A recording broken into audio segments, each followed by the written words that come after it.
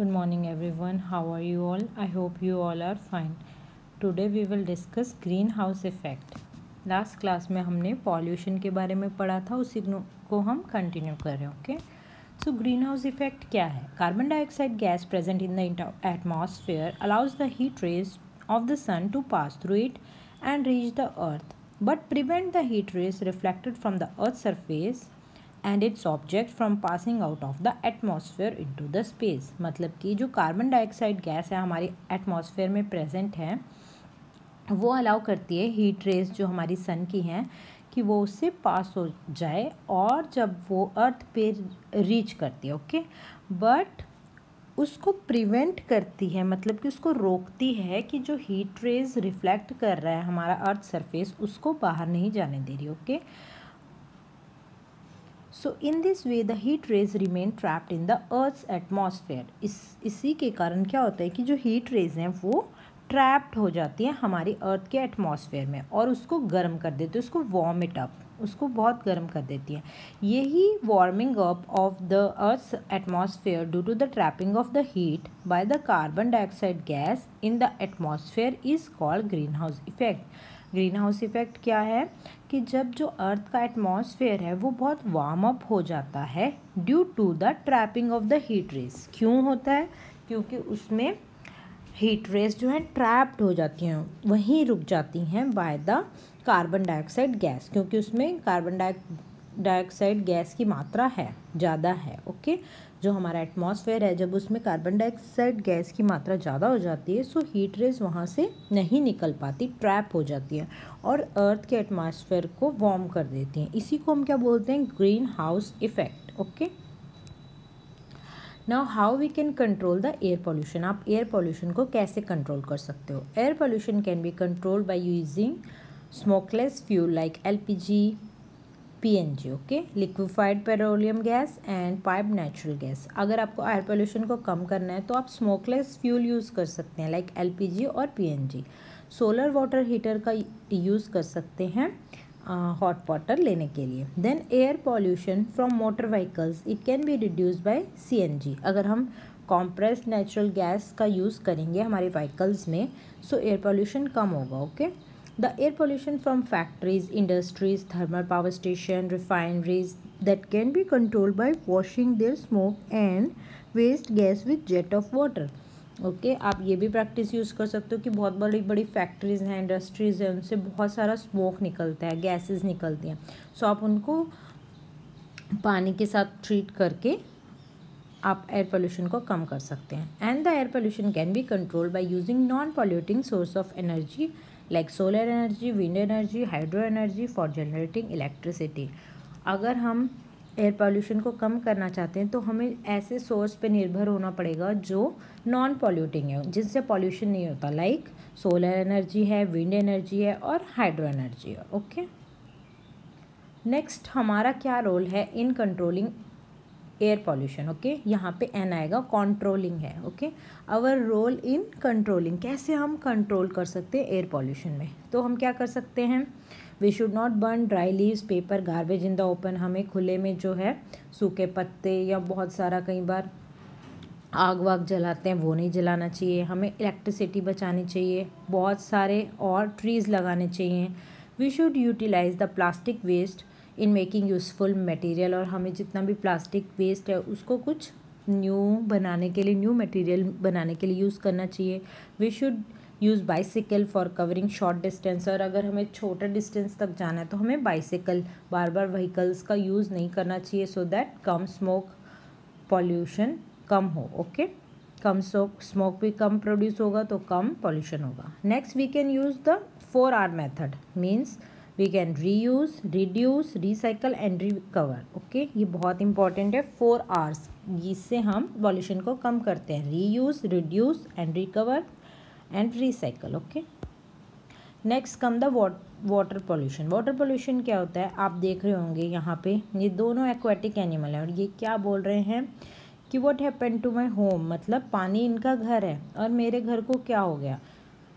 और ये बोल रहा है कि it is damage due to water pollution. ये बहुत ख़राब हो रहा है, किसके कारण? वाटर पोल्यूशन के कारण. तो जितने भी जीव जंतु हमें पानी में मिलते हैं वो बहुत प्रॉब्लम में आ जाते हैं due to water pollution. Okay, now what are the causes and what are the sources. क्या क्या कॉजेज हैं वाटर पोल्यूशन के, क्या कॉजेज हैं आपको पता है कि वाटर बॉडीज़ हैं जितनी भी रिवर्स ओशंस, उसमें क्या होता है कि बहुत सारा ऐसा वेस्ट होता है जो लोग डंप कर देते हैं। ओके, सो उसकी डंपिंग से जितना भी इंडस्ट्री से हमें वेस्ट निकल रहा है या सीवेज है जो घरों का वेस्ट है, बड़ी बड़ी इंडस्ट्रियों का वेस्ट है, वो सारा डंप किया जाता है ओशंस रिवर्स में, और उससे क्या होता है कि जो वाटर की क्वालिटी है वो ख़राब हो रही है, वो पॉल्यूट हो रहा है, वाटर पॉल्यूशन हो रहा है। ओके, सो फर्स्ट पॉइंट है toxic substance dissolve in water get deposit on the bed. Okay, जो जितना भी टॉक्सिक सब्सटेंस है फ्रॉम इंडस्ट्रीज़ फैक्ट्रीज़, वो सारा डिज़ोल्व हो रहा है और डिपॉजिट हो रहा है हमारी वाटर बॉडीज़ में। Okay, then toxic substance can enter lakes river and streams. जितने हमारे नदी झरने झील हैं, इन सब में टॉक्सिक सब्सटेंस मिक्स होता जा रहा है, सो उसको पॉल्यूट कर रहे हैं। And pollutants go down into the ground also. जैसे आपने देखा कि सॉइल में हम आजकल पेस्टिसाइड्स और ये सब यूज़ करते हैं एग्रीकल्चर में। ओके, सो एग्रीकल्चर में बहुत ऐसा पानी है या पेस्टिसाइड्स वाला पानी है जो हम लास्ट में ऐसे वेस्ट हो जाता है, सो ये कई बार रिवर्स और इनमें मिक्स हो जाता है जो कि उनको पॉल्यूट कर देता है। So this is the cause of water pollution. Now what are the sources, कैसे कौन कौन से सोर्स हमें इफ़ेक्ट करते हैं वाटर पॉल्यूशन क्रिएट करने में। पहला है सिटी सीवेज, जितना भी सिटी हैं उनके सीवेज जो वेस्ट वाटर है सीवेज है वो सारा डंप किया जाता है वाटर बॉडीज़ में। नेक्स्ट है इंडस्ट्रियल वेस्ट, बड़ी बड़ी फैक्ट्रियाँ हैं उनसे बहुत सारा वेस्ट वाटर वेस्ट प्रोडक्ट्स निकलते हैं, वो सारे डंप कर दिए जाते हैं। एंड एग्रीकल्चर रन ऑफ, जितने भी फील्ड्स हैं जितनी क्रॉप्स लगते हैं उनमें बहुत सारा जो पेस्टिसाइड फर्टिलाइजर्स रहता है वो कई बार रिवर वाटर में मिक्स हो जाता है, और जो एग्रीकल्चर रन ऑफ हम उसको बोलते हैं, जो एग्रीकल्चर में यूज़ होते हैं वो get mixed with the water, so water को पॉल्यूट करता है। तो ये सारे कॉजेज़ हैं वाटर पॉल्यूशन के। Okay, thank you for all. यहाँ तक हमने पूरा डिस्कस कर लिया है अपना chapter. Now we will discuss the question answer. Okay, first question है आपकी टेक्स्ट बुक के हैं, what are the different ways in which water gets contaminated. कौन कौन से ऐसे तरीके हैं जिसमें वाटर जो है हमारा कंटामिनेट होता है। ओके, सो अभी हमने यही डिस्कस किया था, industrial waste, sewage waste and agriculture. Okay, so आपको यहाँ से लिखना है कि these are the different ways in which the water gets contaminated. Industrial waste में कौन कौन सा आएगा, जो भी इंडस्ट्री से निकला है, जो भी हार्मफुल केमिकल्स हैं। ओके, देन सीवेज वाटर में हमारा किचन का, लॉन्ड्री, टॉयलेट्स, इनसे जो भी वेस्ट वाटर निकलता है वो भी मिक्स हो जाता है वाटर के साथ और पॉल्यूट करता है। नेक्स्ट है एग्रीकल्चर केमिकल्स, जैसे कि बहुत सारे पेस्टिसाइड फर्टिलाइज़र यूज़ करते हैं फार्मर, सो ये क्या होता है रेन्स आती हैं, फ्लड्स आते हैं और ये हार्मफुल केमिकल इनके साथ बह के वाटर बॉडी में मिक्स हो जाता है और वाटर को पॉल्यूट कर देता है। सो ये तीनों आप लिख सकते हैं। At an individual level how can you help reduce air pollution. अगर आप अपने लेवल पे एज अ इंडिविजुअल लेवल करना चाहते हैं कि हमें रिड्यूस करना है एयर पॉल्यूशन, तो हम क्या क्या कर सकते हैं। मैंने अभी आपको बताया था हम क्या क्या कर सकते हैं। We should avoid the usage of personal car, हमें अपनी ज़्यादा से ज़्यादा कार का यूज़ नहीं करना है, उनकी प्रॉपर चेकिंग करनी है कि पॉल्यूशन चेक कराना है कि जो हमारा व्हीकल है वो ठीक चल रहा है, अननेसेसरी ज़्यादा धुआं तो नहीं क्रिएट कर रहा। And we should replace our vehicle fuel diesel and petrol by LPG और सीएनजी, हमें एलपीजी और सीएनजी का ज़्यादा यूज़ करना है। और हमें जो गार्बेज है वो ऐसे इधर उधर फेंक के उसको जलाना नहीं है। और शॉर्ट डिस्टेंस के लिए हमें साइकिलिंग का यूज़ करना चाहिए। Okay, we can use we should control the number of emission from household chimney, जितनी चिमनीज़ हैं फैक्ट्रीज़ में उनको ध्यान में रखना चाहिए कि ज़्यादा स्मोक ना उससे निकले। ओके, सो ये हम क्या क्या कर सकते हैं, हम अपने घर में भी हाउस होल्ड चिमनीज़ होती हैं उससे भी बहुत कई बार धुआं निकलता है, सो उसको भी हम प्रिवेंट कर सकते हैं। सो हम अपने लेवल पे क्या क्या कर सकते हैं, ये कुछ स्टेप्स हैं दैट यू कैन राइट। आपको ये सारे नोटबुक में आपको लिखने हैं। Okay, next, clear transparent water is always fit for drinking. Comment, clear transparent water जो है वो क्या हमेशा सेफ है, फिट है ड्रिंकिंग के लिए, पीने के लिए? No, we don't agree because clean water is always fit for drinking, but water might appear clean but it may contain some disease causing microorganism. Okay, so we advise purifying the water by boiling or by any purifying system before drinking it. कई बार हमें पानी दिखता है कि clear है, transparent है, but ऐसा हो सकता है कि उसके अंदर कोई माइक्रो ऑर्गेनिज्म हो या कोई इम्प्योरिटीज़ उसमें मिक्स हो. सो हमें क्या करना चाहिए, इसलिए हम एडवाइस करते हैं कि पहले हमें वाटर को बॉयल करना है, तभी उसको ठंडा करके पीना है, या फिर हमें उसको प्यूरीफाई करना है. लाइक बहुत सारे आजकल फ़िल्टर्स आते हैं, प्यूरीफायर्स आते हैं, RO आते हैं, उसका यूज़ करके आप पानी पी सकते हो. Okay, you are a member of municipal body of your town, make a list of the major that would help your town to ensure the supply of clean water. अब नेक्स्ट क्वेश्चन है कि आप municipal corporation के कोई member हैं और आपको ये ध्यान रखना है कि कौन कौन सी चीज़ें आपके टाउन में हों ताकि जो क्लीन वाटर है वो सबको मिल सके. ओके, सो फॉलोइंग आप कर सकते हैं. पहला है we clean the area around the water pipes, हमें क्लीन करना है एरिया जो वाटर पाइप के आसपास है. Then main water source has to be built in a clean surrounding और should be maintain properly. Okay, उसकी क्लीनिंग होनी चाहिए. Then chemical method such as chlorination must be use for purifying water, जो भी water को purify करना है उसको आप क्लोरीन डाल सकते हैं ताकि उसके जो जर्म्स हैं वो किल हो सके. ओके, नेक्स्ट है explain the difference between pure air and polluted air.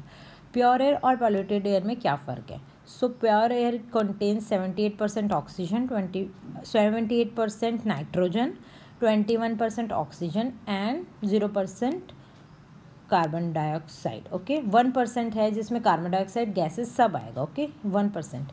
Beside this there are some other gases, इन सब के साथ साथ और भी गैसेस मिलती हैं. ठीक है, तो इसको हम बोलते हैं कि ये प्योर एयर है, ये कॉम्पोजिशन एयर है. बट जब एयर पॉल्यूटेड हो जाती है तो इसमें हार्मफुल केमिकल्स मिक्स हो जाते हैं, हार्मफुल गैसेस मिक्स हो जाती हैं, like sulphur dioxide, carbon monoxide, nitrogen dioxide and particulate matter. Okay, so जब पॉल्यूटेड एयर है तो सब इसमें ये सब हार्मफुल सब्सटेंस मिक्स हो जाते हैं, और जब प्योर एयर है तो उसकी कॉम्पोजिशन अलग रहेगी. ओके, सो आप यहाँ से लिख सकते हैं. Explain circumstances leading to acid rain. How does acid rain affect us. Acid rain के बारे में हमने पढ़ा था कि एसिड रेन कब होती है, जब sulphur dioxide and nitrogen dioxide, these are the pollutants, ये एटमॉस्फेयर में रिलीज होते हैं एंड ये रिएक्ट कर जाते हैं वाटर वेपर के साथ to form nitric acid and sulphuric acid. Okay, so जब ये एसिड जो हैं ये रेन के साथ मिक्स होके एसिड रेन बन के आते हैं तो अफेक्ट करते हैं किसको, क्रॉप्स को, और मॉन्यूमेंट्स लाइक ताजमहल है उनके वाइट मार्बल के साथ रिएक्ट कर जाते हैं और उनकी बिल्डिंग को ख़राब करते हैं. ओके, सो ये एसिड रेन का इफेक्ट है. Which of the following is not a green house gas. कौन सी इसमें से ग्रीन हाउस गैस नहीं है? Carbon dioxide, sulphur dioxide, methane या नाइट्रोजन. सो आंसर क्या है? नाइट्रोजन. ओके, नाइट्रोजन जो है वो इसमें से ग्रीन हाउस गैस नहीं है. Okay, describe the greenhouse effect. आपको अपने वर्ड्स में लिखना है. Green house effect is the cause of the global warming. Global warming का कॉज होती है, मतलब कि इसके कारण ग्लोबल वार्मिंग होती है. ओके, इसमें क्या होता है कि increase in the temperature of the earth. मैंने आपको बताया था कि CO2 का लेवल बढ़ जाता है. सो the greenhouse gases cause the greenhouse effect, and example of greenhouse gas are methane, CO2 and water vapor. When solar radiation reaches the earth, some radiation are absorbed and then released back. Greenhouse gas present into the atmosphere trap this radiation and do not allow the heat to leave. Greenhouse gases क्या करती हैं, जो हमारे atmosphere है उसमें radiation को trap कर लेती हैं. ओके, और हीट जो होती है बहुत बढ़ जाती है क्योंकि वो वहाँ से एस्केप नहीं कर पाती, निकल नहीं पाती. सो इससे क्या होता है कि बहुत वार्मिंग अप हो जाता है, और जब वार्मिंग अप हो जाता है so it becomes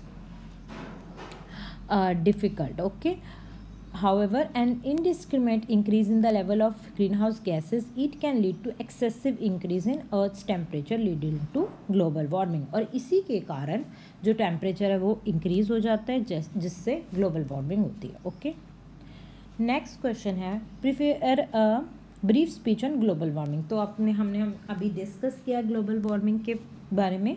so increase होता है टेम्परेचर में अर्थ की सरफेस पे, तो उसको ग्लोबल वार्मिंग कहते हैं। And it occurs due to the increase concentration of greenhouse gases. The greenhouse gas include methane, CO2 and water vapour. तो सेम है, ये आपको वही लिखना है कि जो गैसेज हैं उनसे क्या होता है, वार्मिंग अप हो जाती है, ट्रैप हो जाती है और हीटअप ज़्यादा हो जाता है। ओके, जो रेज हैं वो ट्रैप हो जाती हैं, CO2 का लेवल बढ़ जाता है और उससे क्या होता है, अल्टीमेटली टेम्परेचर भी बढ़ जाता है और ज़्यादा वार्मिंग अप होता है। उसके कारण एक इंक्रीज़ हो रहा है हमारा अर्थ का टेम्परेचर और ग्लोबल वार्मिंग बढ़ रही है। Okay, now describe the threat to the beauty of the Taj Mahal. Taj Mahal की जो ब्यूटी है वो कैसे ख़राब हो रही है? It is due to the acid rain. When the acid rain falls on the Taj, which is completely made of marble, they react with the marble to form a powder-like substance, which is then washed away by the rain. क्या होता है कि जो acid rain है वो ताजमहल पे गिर रही है और वो पूरा वाइट मार्बल का बना हुआ है। सो वाइट मार्बल और एसिड जो उसमें प्रेजेंट है एसिड रेन में, वो रिएक्ट कर जाते हैं और उसको ख़राब करते हैं। Okay, this phenomena is known as marble cancer also. Okay, और जितनी भी आसपास मथुरा ऑयल रिफाइनरी आगरा में जो हैं लोकेटेड, जो कि ताजमहल के आसपास है, उनका बहुत धुआं, उनके जो सूट पार्टिकल्स हैं वो भी निकल रहे हैं और ताजमहल को येलो बना रहे हैं। ओके, येलो उसको कर रहे हैं। सो ऐसे ऐसे डिग्रेडेशन हो रही है ब्यूटी ऑफ द ताजमहल की। So you can write it from here. Why does the increased level of nutrient in the water affect the survival of aquatic organism? जो क्वेश्चन में पूछा गया है कि जो इंक्रीज लेवल है, न्यूट्रिएंट्स का लेवल बढ़ जाता है वाटर बॉडी में, तो उससे एक्वेटिक ऑर्गेनिज्म पे क्या इफेक्ट पड़ता है?